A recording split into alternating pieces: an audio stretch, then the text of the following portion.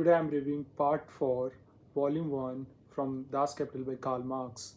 So this part 4 is called The Production of Relative Surplus Value.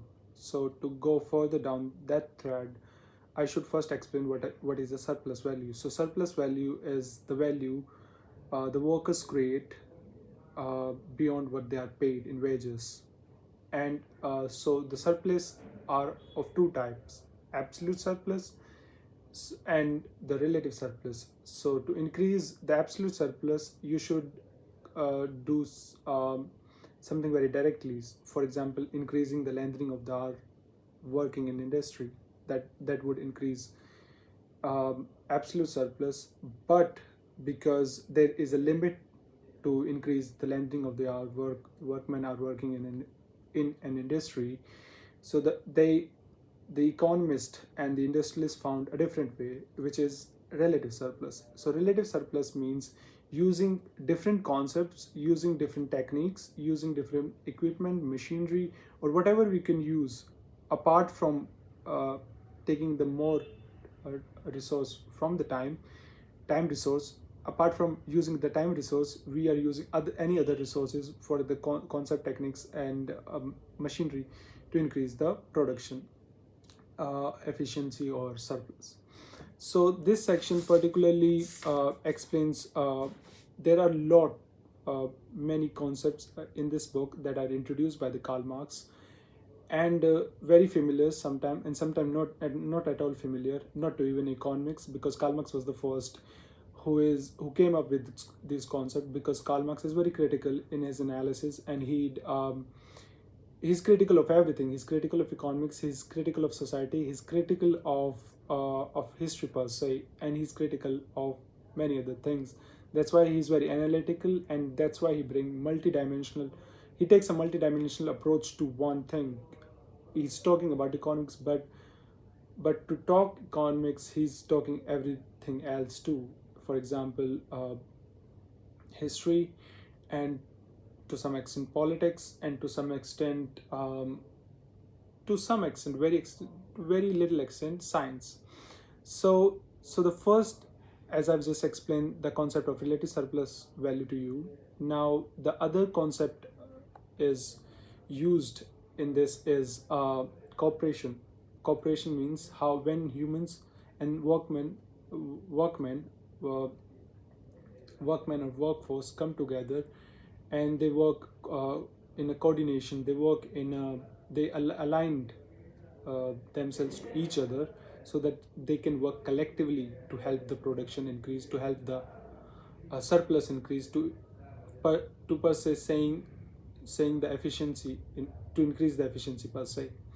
So it is about that. And as this it's just about, I think, this whole part can be called as, because Karl Marx also just he had given it name, but it can also be called how to increase efficiency, how to increase production, and how economists and industrialists back in time went about solving that problem. So as I've just explained, cooperation, and cooperation is also a fascinating and interesting fact that is observed among the scientists and anthropologists and the prehistorians, that the reason that we were able to came out of the first of all, cooperation is very unique. Cooperation is very unique to humans, to Homo sapiens species. It is very less observed in other species, and the credit goes to this concept of cooperation that human came so far in history. And if you study from the one of the reasons that we were able to succeed from prehistory to history is the reason is cooperation. So here's the another fact, although that's not related to directly to economics, but if you think about it, everything can be more or less defined in terms of economics, and especially when we're speaking of history, because back in time, in prehistoric time, those were hunters, the tribes, the hunters, and they more or less have understanding of economics, if we can say that. So the other is the division of the labor and manufacture. And the other way to increase the productivity and efficiency is to divide the labor and to also divide the manufacture. So what is the division of labor? Division of labor could be understood as every person, if there are 4 tasks, there should be 4 person doing those 4 tasks. And if we want efficiency to be maximum, if we want productivity to be maximum, that it should be that uh, goal, that 4 jobs, 4 people, and they are specializing in those jobs. Because for example, if I give you an example of manufacturing a shoe, so for example, one person is cutting the leather, other person is shaping it, the other person is stitching the shoes, and the other person is polishing the shoes. So there are 4 jobs, 4 people doing the job, and everyone is excelled in what they are doing, or at least they are given the task that they can pull the job, they can somehow uh, finish the task. That's why they were given the task. So they're excelled enough, they're qualified enough to do that job particularly. So it's about that division of labor.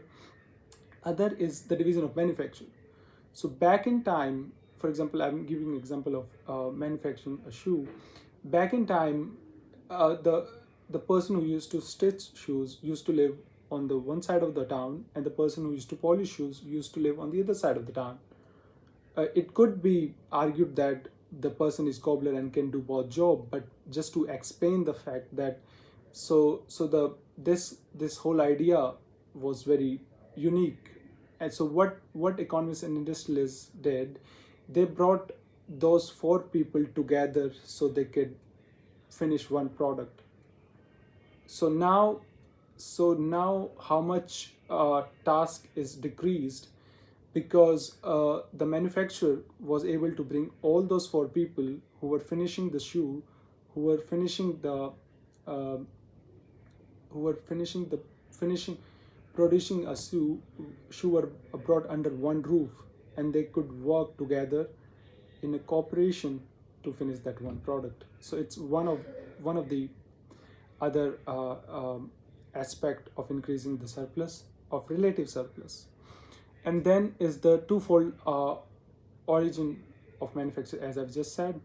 That just this example, that if you could bring all the people who are uh, doing different job, but they're serving the same purpose, they're more or less doing the same thing, if you can bring them together, it is better for the production and to increase the relative surplus.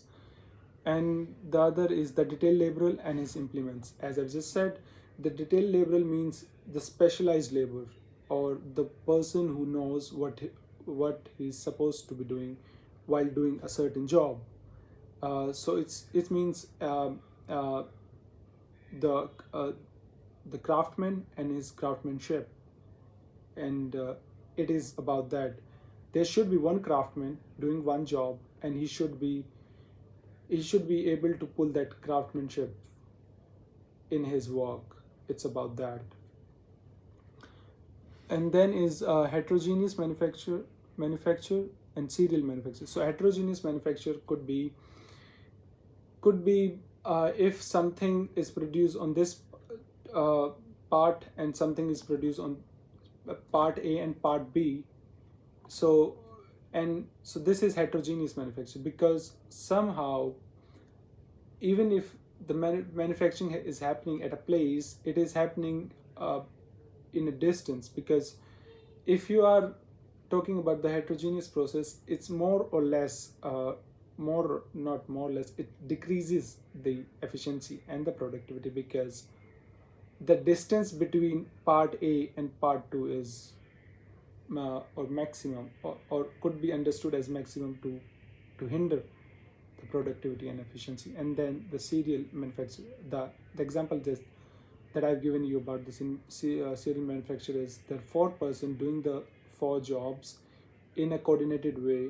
And that's how, if you look at the any manufacturing unit, they are more or less based on that concept.